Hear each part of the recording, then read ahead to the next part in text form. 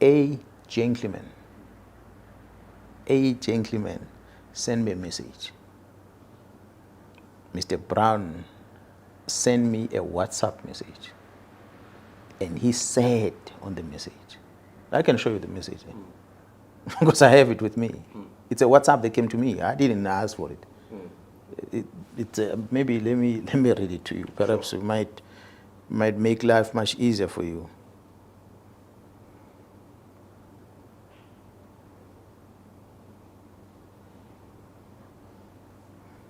His name is Brown Mokgotsi, and I'm going to take it right there. The first message came on the 30th of September 2024, and it was sent at in the afternoon at 16:14 in the afternoon, and it reads as follows: My General, Brown Mokgotsi from Northwest. That's a first intro. I don't know the person. I don't have his number on my phone. Nothing. An internal attempt to discredit you through defeating the end case. Yeah, that's what he said. It's a second message that came 3 minutes later, 16:17. An internal attempt to discredit you through a defeating the end case. It ended there. I did not respond until the following day when I saw the message on the 1st of October. I responded.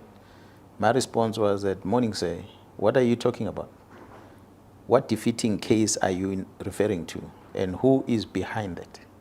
That's a question I asked him.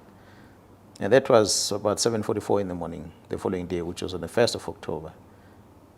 On the same morning, in the same minute, he responded by writing a word thanks, I assume, but without his TH and X.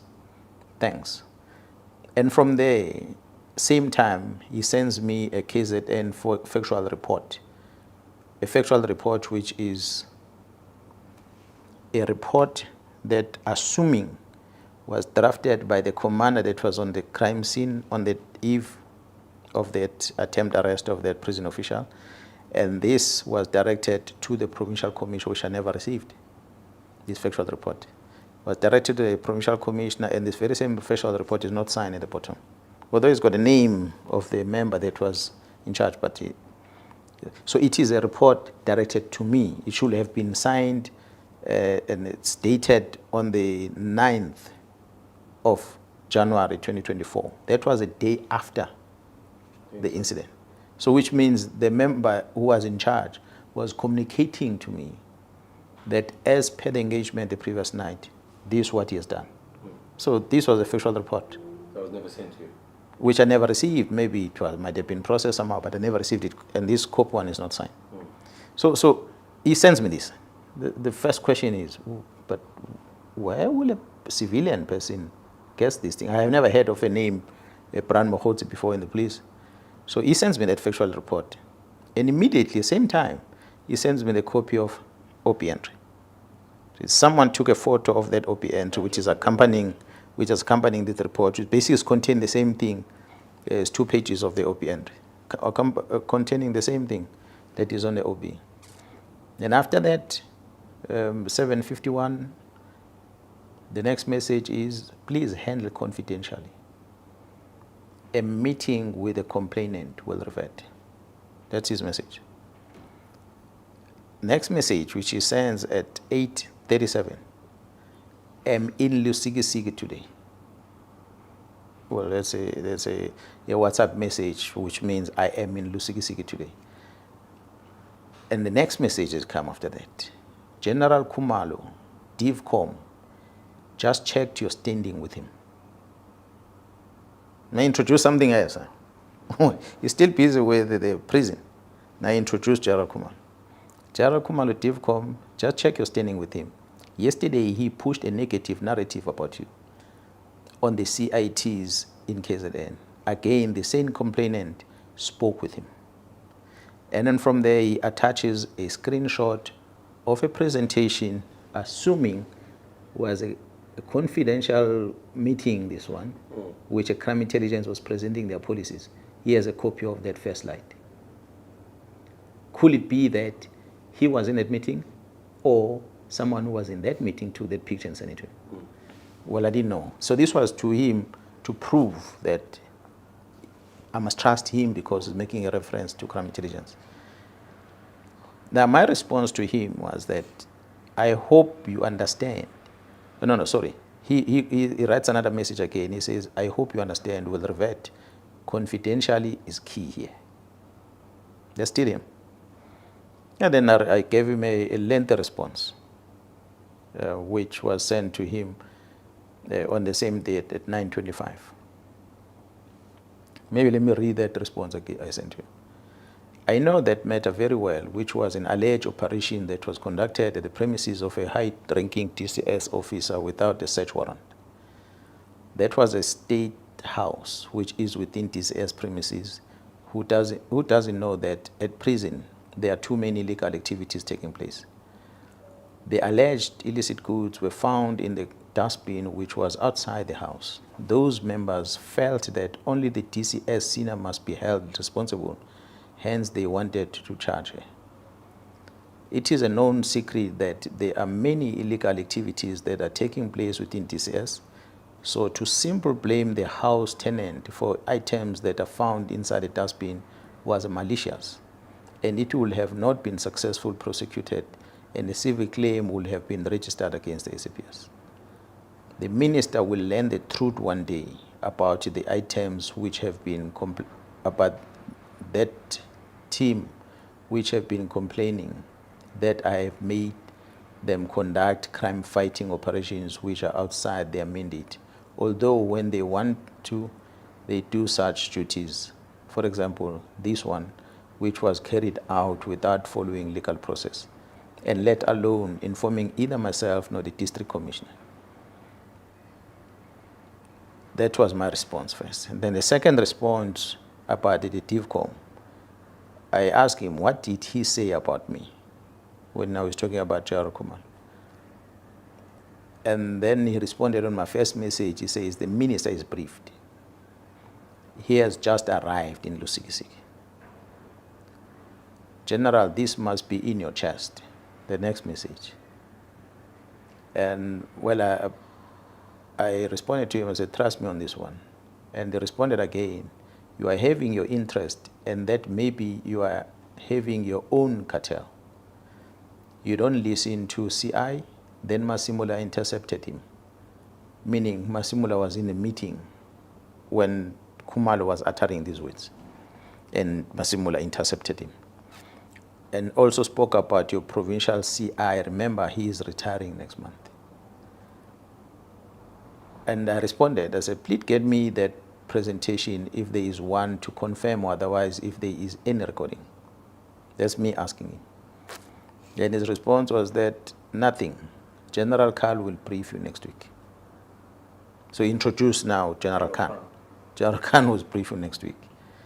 And I said, sure. And then he sent me another message back in Johannesburg. He tried to call me on the 2nd. There's a missed call. And then on the 4th, this is October, sent me another message. Good day, General. Met with the complainant. And he tried to call me. I didn't answer. On the 16th, he called me. He sent me a message again. He said, good day, General. And he sent another one. He deleted it. On the 30th of October, he called again for 42 seconds, and I didn't answer his call.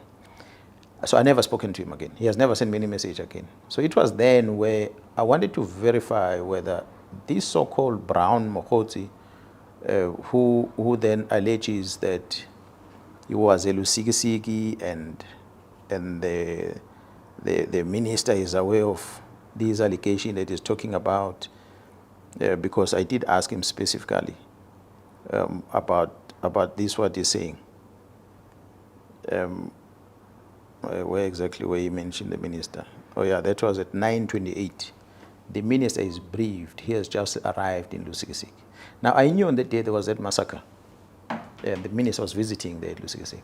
That's when I called the chief of staff to try and establish the identity of this person. I said, chief of staff, do you know this person?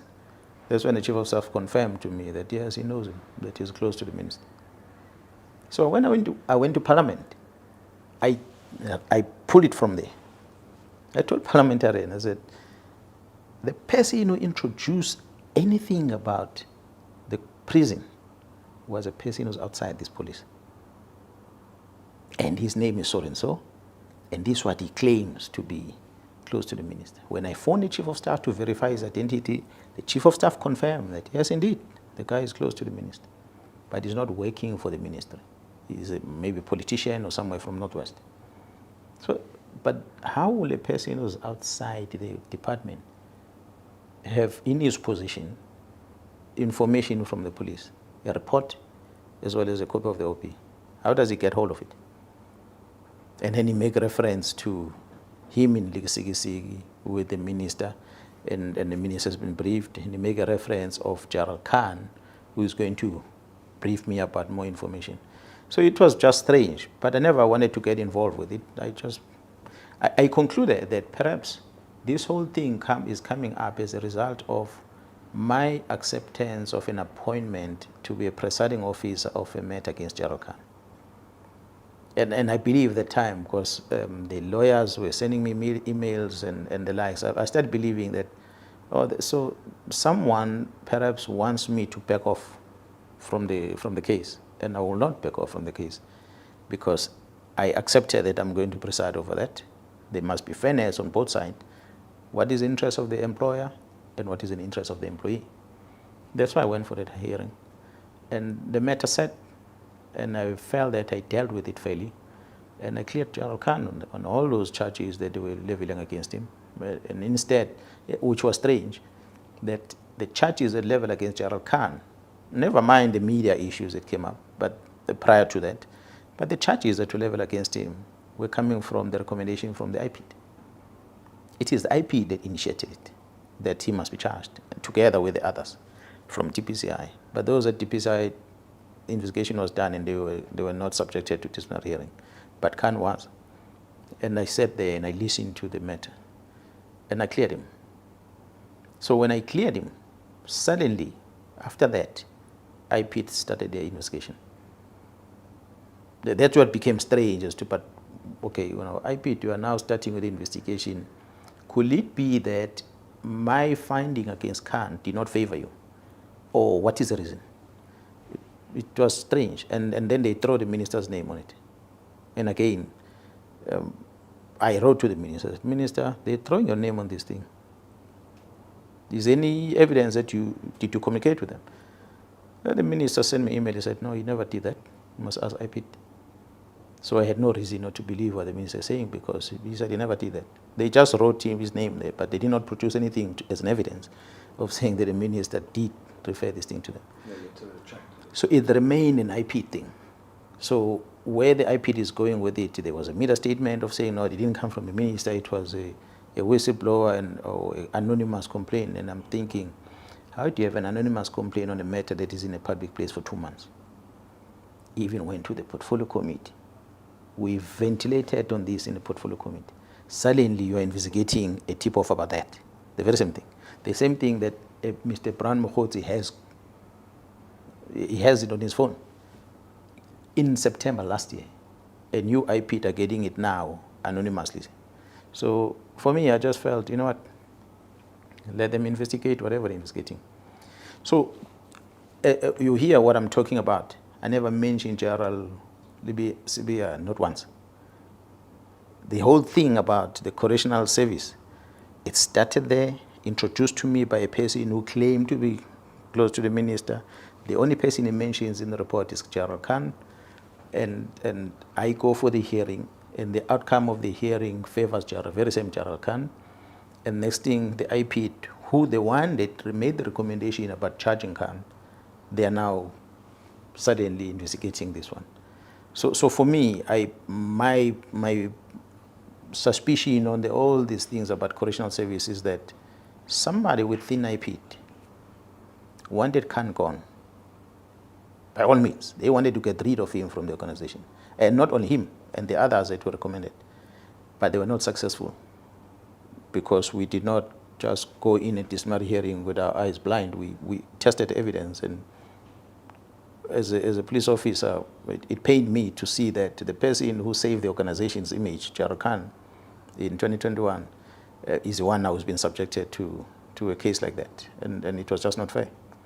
I cleared him, because evidence was presented there who couldn't justify that Khan had done anything wrong. Instead, he is the one who should be giving a medal for what he did, because he saved the organization's image on the day. But it will appear that within IPID, whoever people that made the recommendation for him to be charged, they're upset about the decision. I feel the whole investigation thing come from there. I don't think it initiated by anyone. If you are saying Jairus Sibiya had something to do, whoever is spreading the rumor, I don't believe that Jairus Sibiya had anything to do with it. Not at all. I feel it comes from that institution who wanted Khan gone, because they couldn't get him out. Now they're turning their focus on me. Well, I'll take it. They can try whatever they will come up with. So if they will do this investigation, they can launch any other investigation that they want to. They've got a constitutional right to do that. I can't stop them. But the truth will always come out. So I'm not puzzled. I'm not afraid of anything. If they decide that they are going to launch an investigation, and they're welcome to do that for any other person. Of late, I heard that is also my name is mentioned on the kidnapping of that person from Watu who was kidnapped and those suspected were arrested. They say, no, I was part of that whole investigation that I'm told it ran all the way. I know the team went following up this, and it was DPCI team, not even under the provincial commissioner. But they went to Gauteng, went to Mpumalanga province, and eventually it looks like this other policeman who was alleged to be suspect was caught in Mozambique and brought back into South Africa. Really, the whole issue about the case was handled by DPCI until those people were released. Was DPCI meant? You know, DPCI don't necessarily report to the provincial commissioner. They work independently. So at what stage then do I become part of that? So obviously, if someone feels that they need to target me for whatever reason, I can't stop them. They can do that. But if we're to say all these are happening because of Jairus Sibiya, I'll say then no, that's not true. It cannot be. Cannot be. But if maybe there is a worry about, as you are saying, a worry about the other case that is in Johannesburg, that the team from the province political task team is assisting detective in Gauteng with that investigation, if the general feels that perhaps that investigation is directed at him, I wouldn't know. I don't necessarily know the details about every investigation that happens. Yeah, some of them I get brief, some of them I don't get brief. I don't follow investigation every single day, but I know that there's some terrible things that happen in Gauteng about other murder cases in Gauteng that seems to have been squashed somehow, that this team is picking up. That seems to be an issue, which is for me the interesting one that is coming up. So obviously there will be many people involved. That's why I said senior officers are involved. And I know for a fact that the senior officer starts from the brigadier, so there is a brigadier involved. General, with that said, and you being privy not necessarily to who's implicated, but of the investigation the political task team are doing, are you not painting a target on your back with making the statements about those certain investigations of people at national? Do you feel that it's your obligation, your duty as a high-ranking SAPS officer to look into those matters, or to have those matters dealt with? Look, let me explain again. Where does it come from that Mkhwanazi starts speaking about people who are uncomfortable about the work that is done by the team from KZN? It is simple because there's someone who influenced the minister to write a letter to the National Commissioner to disband a task team that is deployed in KZN. Someone, who the person is, I wouldn't know. But there is someone who felt that if this team is part of this investigation, they're most likely going to see the end of this investigation. The best is to disband this team. So when you disband this team, those investigations they're busy with are going to fall away. It's against that context that I was making a reference to this. That there's someone somewhere who went and whispered to the minister. Because to me, it doesn't make sense that you're going to be told disband this. And this which you are told to disband operates here. And the Constitution of the Republic, under Section 207 of the Constitution, the National Commission is mandated, in consultation with the executive in the province, to appoint a man or a woman to oversee and manage the policing in that particular province. So in this case, it is me, for now, until the National Commission decides otherwise. It is me. So when I'm here and the investigation that is done by this task team is done in this province, which I must account to the 12 million people, the citizens of this province, I must account. There's so many political parties that have been affected by this violence over time. I must explain to them about our interventions in trying to stabilize and get rid of these political killings in this province. We're the only province where such a team had to be formed, because we're the ones that have been killing a lot of politicians, unlike any other province. So that's why there was a focus on this, which was a directive from the president. So we're having this team working, and we've been briefing the previous ministers about it. And the previous minister has always been in the media about it. So to now hear, because the letter was not written to me, I saw it from the media, to hear that there is a letter which is written which says disband this thing. So the question I asked was, National Commissioner, are you aware of this? And the National Commissioner says, I'm on leave. I don't know anything about the letter. I said, but there's letter in the public space. Maybe you need to find out from the minister whether is, or from your office, whoever is acting, whether is there such a letter that came to your office? Because if the letter comes and say disband something, I feel that the least that must happen is that I must give it an opportunity to brief our principal on it. Then when they make the decision to disband, at least they're informed by what's happening on the ground. But if you make a decision somewhere and the person responsible for it, you have not been engaged, it then makes one wonder why. That's why then I'm saying someone came and whispered to the minister to close this, because this is investigating cases that might link either his associates or her associates or colleagues that he works with or she works with, or the high-profile people that the person might know outside the organization, or maybe a criminal syndicate out there that needs to be protected for whatever reason. So that's my conclusion. But the question is, who is the person that will have whispered to the minister and influenced the minister to sign a letter to disband the unit? And the timing of it, sign the letter now while the National Commission is on leave, so that it can be implemented. When the National Commission comes back from leave, this unit is disbanded. Those are the things that were question marks. So when I was talking against that. I said, there shouldn't be someone from the head office who's now going to try and influence the minister to destroy investigations that are happening against crime, which means as the team is investigating, they are not only dealing with what they see before them. If suddenly you see a letter like this that says the very same team that is busy must be dissolved, disbanded, someone is fighting this team indirectly by using the authority of the executive to get rid of them, so that they don't do anything further. So it is that what I was fighting for, and I'm still fighting for it. So if that puts a target on my back, it's a tough thing, because the very same members that are investigating, they've got a target on their back for sure, because they are doing the investigations. So I cannot then sit back when my members are working and don't want to be part of that risk that they are involved with. I must be able to understand what risk they have and be able to divert that risk away from them so they can focus on their work. If that risk must come to me, tough luck, it's going to happen.